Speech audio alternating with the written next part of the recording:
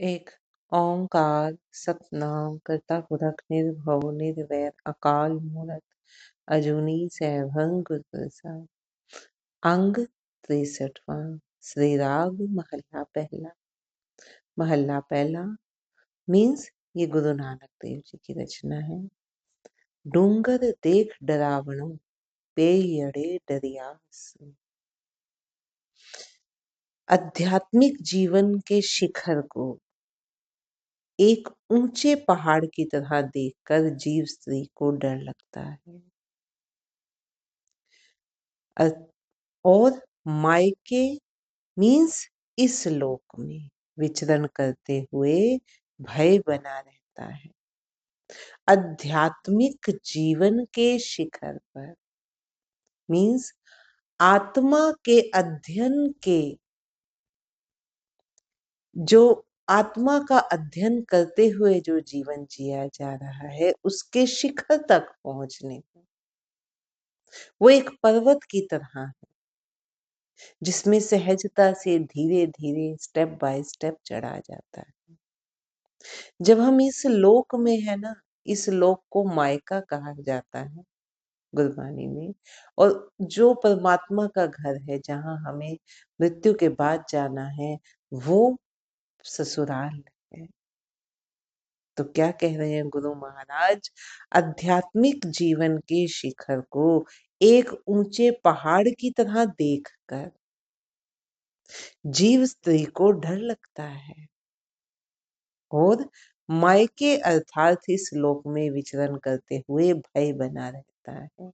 क्यों? क्योंकि चारों तरफ तृष्णा की आग है, मोह का कीचड़ है, अपना अहंकार सबसे बड़ा हमारा दुश्मन है, अवरोध है, रुकावट है उस पहाड़ पर, उस शिखर पर पहुंचने के लिए, जिसलिए जीव स्त्री को डर बना रहता है। ऊंचो पर्वत गा खड़ो ना पौड़ी तित तास। ये ऊंचे पहाड़ की तरह डरावना है और बात ये भी है कि इसके शिखर तक पहुंचने के लिए कोई सीढ़ी नहीं है, कोई रास्ता नहीं है आसान। धीरे धीरे ऊपर नीचे रास्तों पर, जिसको कहते हैं ना उबड़ खाबड़ रास्तों पर, ऐसे ही जो हमारी आध्यात्मिक जर्नी है उसमें भी, क्योंकि हम माया से घिरे हुए, जीव कई बार ऊपर चढ़ता है और कई बार नीचे गिरता है, कई बार संशय आ जाते हैं शुरू शुरू में जब आप चढ़ने लगो। कितने ही अवरोध आएंगे, कभी पैर डगमगाएगा, फिर नीचे आकर गिरेंगे, फिर चढ़ने की कोशिश करें। जैसे जैसे हाँ बढ़ते चले जाओगे संशय दूर होते जाते हैं। ये मान लो कि पर्वत पर चढ़ना आ जाता है, प्रैक्टिस हो जाती है, अभ्यास हो जाता है, फिर पैर डगमगाता नहीं है, फिर जो मन की उथल पुथल है ना उसको हम पार कर जाते हैं, फिर आगे सहजता से चढ़ा जाता है। गुरमुख अंतर जानिया गुर मेली तरियास। आध्यात्मिक जीवन के शिखर परमात्मा को अंतर मन में ही स्थित जान लिया जाता है तो गुरु के माध्यम से प्रभु से मिली जीव स्त्री संसार सागर को भी पार कर जाती है। अगर उसे अंतर मन में ही स्थित जान लिया जाता है, आध्यात्मिक जीवन का शिखर क्या है? उस परमात्मा को पा जाना, उस परमात्मा की समझ आ जाना कि वो क्या है, वही उसका शिखर है ना। चोटी पर पहुंचना है, चोटी पर है क्या कि किस, अगर हम आध्यात्मिक जर्नी कर रहे हैं तो उसका शिखर क्या है? उस परमात्मा तक पहुंचना। तो आध्यात्मिक जीवन के शिखर परमात्मा को अंतर मन में ही स्थित जानकर, अगर उसको जान लिया जाए अंतर मन में ही, तो गुरु के माध्यम से प्रभु से मिली, अब आत्मा और परमात्मा का मिलन हो गया ना। जब हमने परमात्मा को जान लिया, और था क्या वो? अध्यात्म, अपनी आत्मा का अध्ययन करते करते हम परमात्मा तक अगर पहुंच गए तो गुरु के माध्यम से मिली जीव स्त्री संसार सागर को पार कर जाती है। भाई रे भवजल बिखम डराहु, पूरा सतगुरु रस मिले, गुर तारे हर नाम रहाउ। हे भाई, संसार सागर अत्यंत विषम और डरावना है, क्योंकि इसमें मोह का कीचड़ है, दलदल है, जिसमें व्यक्ति फंसता जाता है, धंसता जाता है अंदर, और तृष्णा की आग जल रही है। ये अत्यंत विषम और डरावना है। जिसे पूर्ण सतगुरु प्रेम पूर्वक मिल जाता है तो हरि नाम के माध्यम से उसे गुरु संसार सागर से पार कर देता है। रहा हो चल्ला चल्ला जे करी, जाना चलन हार, जो आया सो चलसी, अमर सो गुर करतार। यदि मैं स्मरण रखूं कि अवश्य रूप से इस संसार से चले जाना है, जो भी इस संसार में आया है उसे जाना है, और गुरु रूपी परमात्मा ही अमर है, तो भी सच्चा सालाहना सच्चे थान प्यार, तो फिर उस सत्य स्वरूप परमात्मा का गुणगान किया जाना चाहिए। जब ये बात समझ आ गई कि मौत आनी ही आनी है, जिसका जो इस जीवन में आया है उसकी मृत्यु तय है, उसे जाना ही जाना है, सिर्फ एक गुरु रूपी परमात्मा ही अमर है। गुरु जो कि परमात्मा का रूप हो गया है, वही अमर है, अमर, जिसको मृत्यु नहीं प्राप्त होती। तो फिर उस सत्य स्वरूप परमात्मा का गुणगान किया जाना चाहिए, क्योंकि वही तो अंत है, उसी का गुणगान किया जाए फिर। और सच्चे स्थान अथवा क्या है, सच्चा स्थान कौन सा है? सत्संगत, जहां सब सत पुरुष बैठे हैं, प्रभु का गुणगान हो रहा है, प्रभु के प्यारे लोग इकट्ठे हुए हैं, तो उसके सच्चे स्थान अथवा सत्संगत के साथ प्यार बनाना चाहिए। दर घर महला सोहणे, पक्के कोट हजार, हस्ती घोड़े पाखरे लश्कर लख अपार, किस ही नाल न चलिया, खप खप मुए असार। सुंदर दरवाजे, सुंदर महल, हजारों मजबूत किले, हाथी, शीघ्रगामी घोड़े और लाखों की संख्या वाली अपार सेना, किसी के भी सत्य नहीं जाने जा सके। क्योंकि सत्य क्या है? जो कल भी ऐसा था, आज भी वैसा ही है और कल भी वैसा ही बना रहेगा, जिसमें तनिक भी चेंज ना आए, उसी को हम सत्य कहेंगे ना। जो अपना रूप बदल जाए वो तो झूठ है। जो कल कुछ और था, आज कुछ और है, वो झूठ है। तो सृष्टि में सिर्फ एक उस परम सत्ता परमात्मा के अलावा सब कुछ नाशवान है, सब कुछ में टूट फूट होती है। जो भी चीज बनी है उसका विनाश तय है। तो जितने भी हम रचनाएं देखते हैं, जितने भी हम सुख सुविधाएं, घर महल हाथी घोड़े, जो कुछ भी है, इनमें से कुछ भी सत्य नहीं है, क्योंकि ये सब साथ नहीं चल सकते। मूर्ख व्यक्ति व्यर्थ ही इन सब के लिए जीवन भर मरते रहे। सोयना रूपा संचिए, माल जाल जंजाल, सब जग मह दो ही फेरिए, बिन नावे सिरकार। पिंड पड़े जियो खेल सी, बद फैली क्या हाल।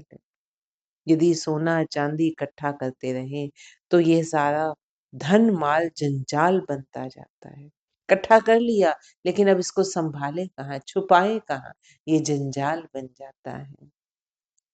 कितने ही दुश्मन साथ लग जाएंगे, जी का जंजाल बन गया। यदि सारे संसार में अपनी शक्ति की दुहाई और घोषणाएं करवा दी जाए, फिर भी प्रभु नाम से विहीन बने रहने पर सिर पर मौत का भय हमेशा बना रहता है। अगर प्रभु नाम नहीं है ना, तो मौत का भय अवश्य बना रहता है, 24 घंटे बना रहता है। अब हम कहें कि मौत तो गुरुमुख को भी आती है, मौत तो आती है, लेकिन फिर वो उसकी मौत सुखद है। वो फिर बार बार जन्म और मरण के चक्कर में ले जाने वाले नहीं है। क्यों? क्योंकि वो गुरुमुख जो है, वो जीते जी विकारों के प्रति मृत हो जाता है। आत्मा और परमात्मा एक हो गए। अब तो मिलन बाकी है। जैसे ही ये शरीर छूटेगा, आत्मा उस परमात्मा में लीन होनी बाकी है। वो ये समझते हैं, तो उनके लिए फिर मौत भी आनंदमयी है, प्रभु से मिलने का रास्ता है। उन्हें डर नहीं होता, जैसे हम लोग डरते हैं ना कि क्षण क्षण हाय मौत किसी भी टाइम आ सकती है। उन्हें फिर वो डर नहीं है, उनके लिए वो भी फिर सुखद एहसास है। तो क्या कह रहे हैं? यदि सारे संसार में अपनी शक्ति की दुहाई और घोषणाएं करवा दी जाएं, फिर भी प्रभु नाम से विहीन बने रहने पर सिर पर मौत का भय हमेशा बना रहता है। अब जीवन का खेल खेल लिया जाता है, तो शरीर यहीं गिर जाता है।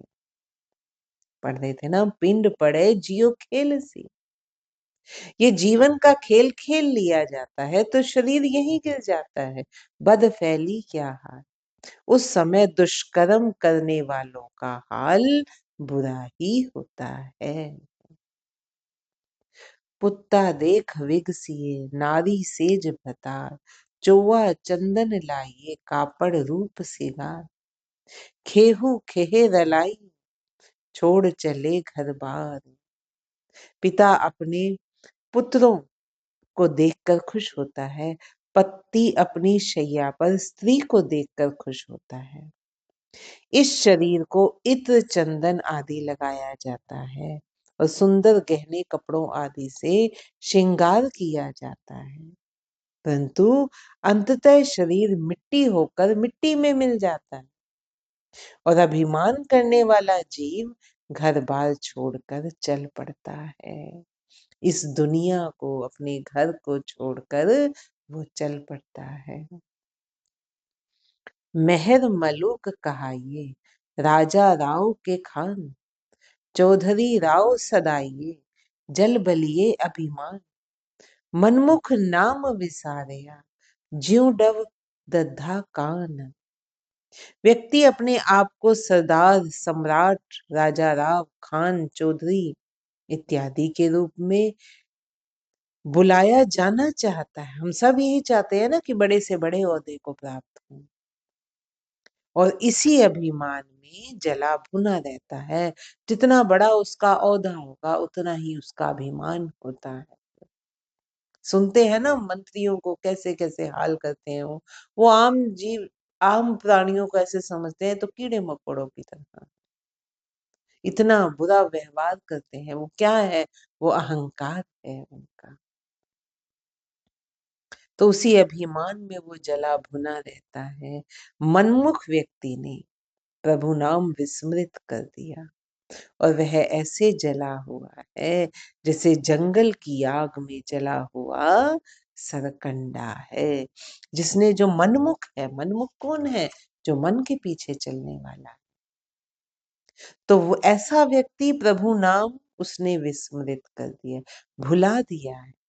सिर्फ आप ही आपको कहता है मैं करने वाला हूँ, अगर मैं ना करता तो ये काम सवर ही नहीं सकता था, मेरे अलावा ये कोई काम कर ही नहीं सकता। ये अहंकार बोलता है उसका। तो वो ऐसे जला हुआ है जैसे जंगल की आग में जला हुआ सरकंडा है। हऊ में कर कर जाई सी जो आया जग माही, सब जग काजल कोठरी तन मन देह सुहाए, गुर राखे से निर्मले सबद निवारी भाए। जो भी इस संसार में आया है, वह अपने अहंकार का बखान करता हुआ यहाँ से जाता है। ये सारा संसार काजल की कोठड़ी के समान, जिसमें विकारों की कालक ही कालक, अवगुणों की कालक ही कालक है। उसी में रहता हुआ जीव जो इस संसार में आया है, अपने अहंकार का बखान करता है, अपनी कालक का बखान करता है, और ऐसे ही उसी उसी अहंकार में फिर यहाँ से चला जाता है। अब जो संस्कार वो लेकर जा रहा है, आगे फिर उसी का ही तो फल मिल रहा है, उसी के हिसाब से जन्म होना है। बार बार जन्म, बार बार मृत्यु, वो इससे निकल ही नहीं पाता। तो ये सारा संसार काजल की कोठड़ी के समान है, और इसमें मोह में फंसने वाले तन, मन और शरीर राख हो जाते हैं। जिन्हें गुरु ने बचा लिया है वे निर्मल व्यक्ति हैं, निर्मल, मैल रहित हैं, विकारों की मैल रहित हैं, और उनकी तृष्णा रूपी अग्नि शब्द के माध्यम से निवृत्त हो गई है। उनकी तृष्णा रूपी जो अग्नि है, और मुझे और चाहिए, मुझे और चाहिए, इस और के चक्कर में वो दया उन्होंने छोड़ दी। अब मार काट करके भी उनको और चाहिए। लेकिन जो गुरु ने जिन्हें बचा लिया है, वो फिर उनकी तृष्णा रूपी अग्नि शब्द के नाम से, शब्द के माध्यम से, प्रभु नाम के माध्यम से, गुरु के उपदेशों के माध्यम से वो शांत हो चुकी है। वो विस्मृत हो गई है, वो निवृत्त हो गई है। अब तृष्णा भूल गई, तृष्णा हट गई है, उसका नाश हो गया है। नानक तरिए सच नाम, सिर साहा पात साहो, मैं हर नाम न विसरे, हर नाम रतन वे साहो, मनमुख भौजल पच मुए, गुरमुख तरे अथाह। हे नानक, सत्य नाम के माध्यम से ही संसार सागर को तैरा जाता है।